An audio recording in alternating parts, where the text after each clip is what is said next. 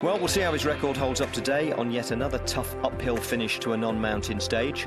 178.5 kilometres setting out from yesterday's Finnish town of Rodez through the Tarn Gorge, which should provide plenty of work for the helicopter cameras. The intermediate sprint is at Millau, although the race goes under rather than over the famous viaduct.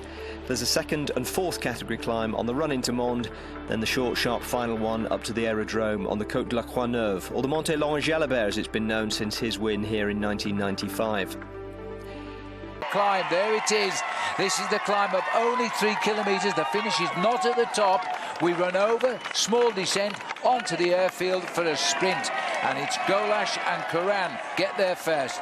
These are the chasers. They're now on as well, and it's still Française de Jeu. But Paul, they're going to have to go early, and Thibaut Pinot is going to have to make a move. Well, they've got to move very, very quickly. I love the way you said there's only 3 kilometres long, this climb. It's a beast of a climb as far as I'm concerned. Bear in mind how much these guys have raced over 14 days. The climb is at 10 to 10.9% gradient, and that's why I still feel that FDJ have made a tactical error here, making all of the pace-making. And it looks like it's Bardet who's put a move in down there. Now, Sagan will not be able to lift his pace, I don't think. Christian Coran's been swamped here by the move.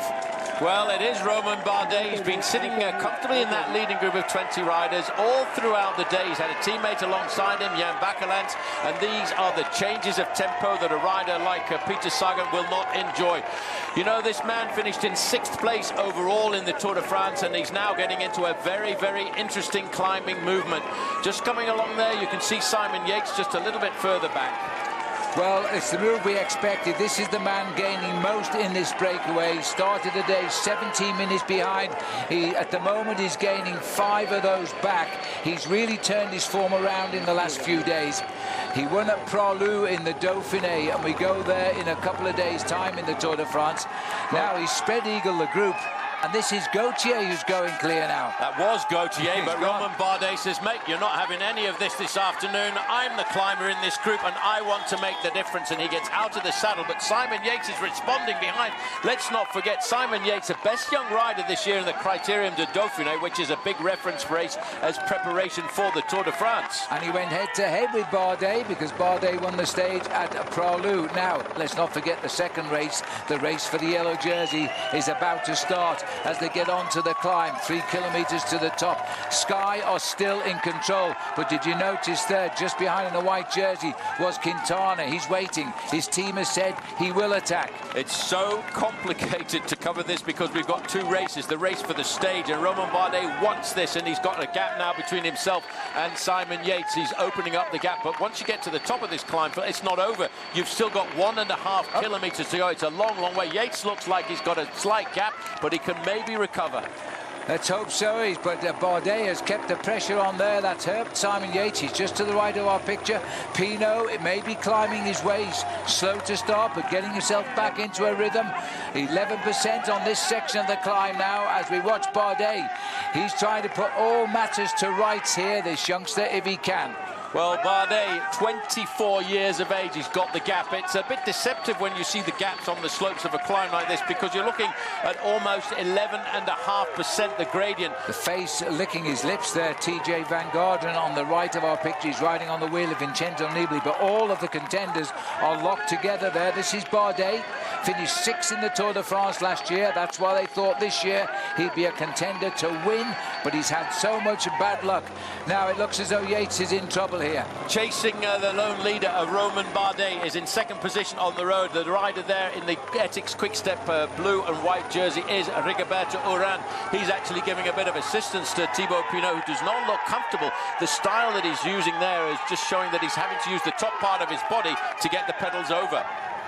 Quintana makes a move here, though. Well, he said he would, and now he's going to have to see the reaction from the others there. On the right is Nibali, and it's Valverde who's marking Nibali, and there's a little bit of delay from Froome. Well, they were all looking at Froome, Phil. They were looking to see, is Froome going to respond in a situation like this? And Nibali said, well, Froome is not responding, so I'm going. Alejandro Valverde has said the same. He's moved across, and Froome has no more teammates left in this group. He's going to have to do all of the pace-making himself. And Contador is sitting on Froome and not coming by. He's allowing these three to go first. And it's Nibali, Quintana, Valverde, and Contador on Froome's wheel is making Froome chase them down. Right behind TJ Van Garderen is staying in contact as well. He's on the wheel of Alberto Contador. This is a great battle. It's a pity we're not battling out for the stage victory, because these are all the men who are at the top of the overall standings, the heads of state of this year's Tour de France, while further up the road, trying to make himself a name for France, is Romain Bardet. He's still got a slight advantage.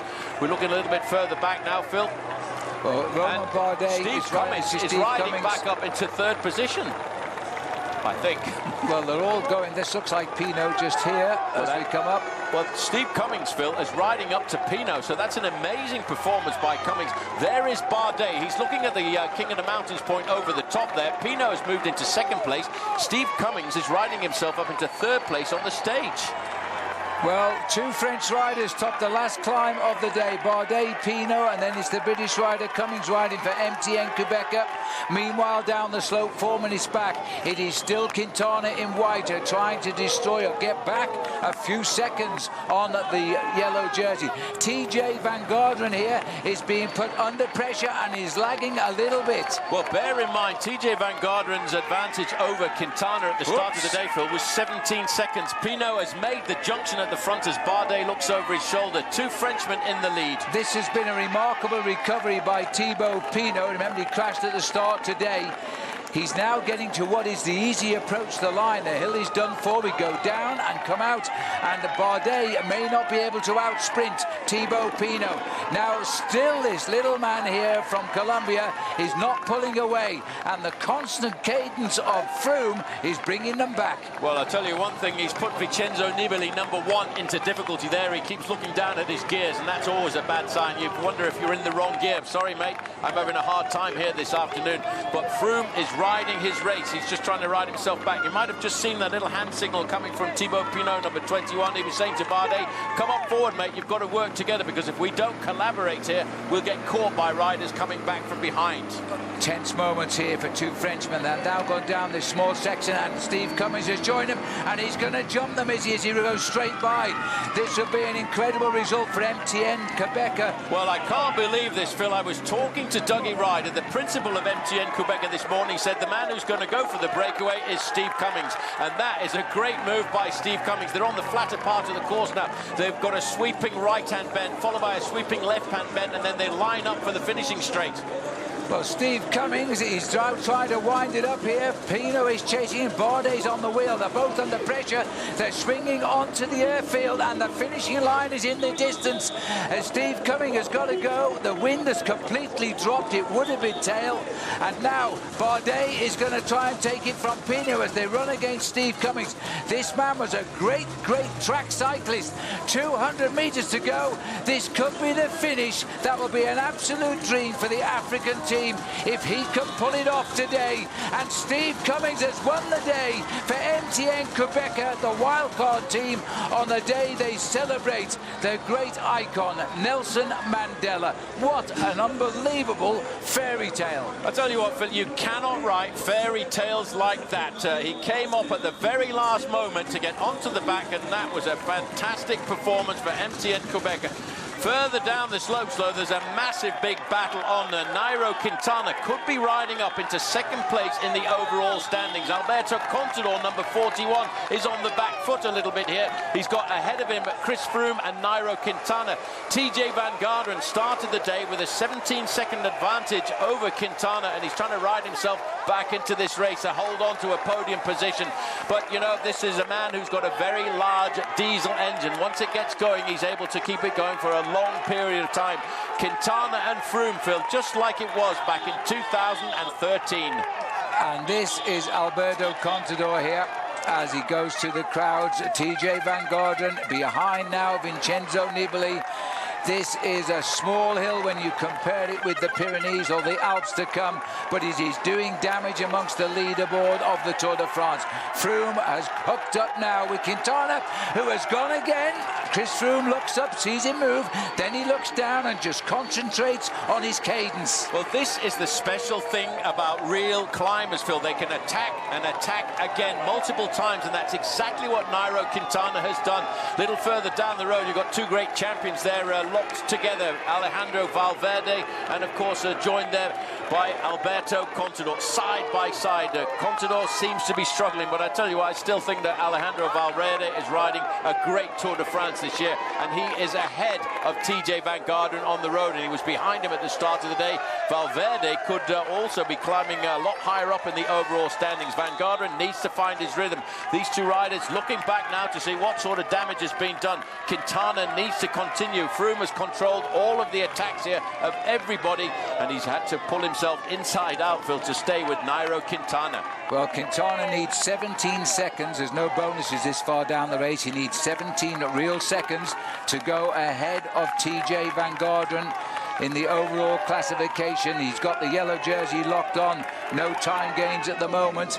As we look here, Valverde, who's joined the back wheel and has jumped Alberto Contador. Contador's got to react to that one, otherwise you lose a few more seconds to the man who's already ahead of him in the overall. And this is TJ Van Garderen limiting his losses. Well, I tell you what, also Alejandro Valverde is looking at that third place finish in the overall standings. If he can, he knows he's got to get time over TJ Van Garderen. That's why he's made that very aggressive move there. These are the two big names of the Tour de France this year. The white jersey, the leader of the best young rider competition, Quintana, followed by Froome. We're looking now here to see Alejandro Valverde is coming back. Well, he's got to gain over a minute on TJ. That will not happen at the moment. But those two up front are doing big damage here, because Quintana tonight is going to move into second place overall in the Tour de France if he maintains this run to the line. And that could be why he's prepared to work here and not worry about the yellow jersey, because Froome has mastered him. Now he wants time, enough time, to get second overall in the Tour. He swings onto the airfield, a left turn, and he'll soon be across the finishing line. Look at the difference in styles of these two riders. The slightly built Colombian climber Nairo Quintana, but followed by the gangly position of Chris Froome. But these two men, Phil, they're actually starting to show us that the last week of the Tour de France is going to be some incredible battles once we go up into the high spots of the Alps. And Valverde is not too far behind these two. 17 seconds is the gap between Van Garderen and Quintana, so the clock will start as soon as Quintana hits the line. Froome will not lie down even when he's sprinting for lowly places like this. He wants to hammer home a point, and if you don't keep tight on his wheel, Froome will steal a second on the line. And I think they'll have to give him a second for that. It all depends on if it is a whole second. The clock has now started there on the line. Well, looking down that finishing straight, Phil, I think the 17 seconds is going to disappear here this afternoon. Valverde came in there superbly, I think, with Quintana. Alberto Contador is in, but what is the time now? TJ Van Garderen is in the finishing straight, but I think he's going to drop down a place tonight. He's literally fighting for every second. It won't keep him in second place overall. He will go down to third as Nibali comes over the line. It is TJ Van Garderen in the distance here as he hits the line, and he will drop to third overall in the Tour de France tonight. What an incredible last climb, but we did promise you it would be. If we'd promised you a Steve Cummings stage win, even his mum might have been sceptical, but he played it brilliantly. A blend of nous, timing and strength that meant the only sprint that took place was the one for second behind him. Ruthless calculation, though, gave way to raw emotion the moment he crossed the line. 2 and 3 seconds respectively with the gaps to Pinot and Bardet. Peter Sagan finished 5th behind Rigoberto Urán, and after initially being the only man to go with Bardet on the final climb, Simon Yates came in 10th. Chris Froome was given a second over Nairo Quintana on the line and 4 over Alejandro Valverde.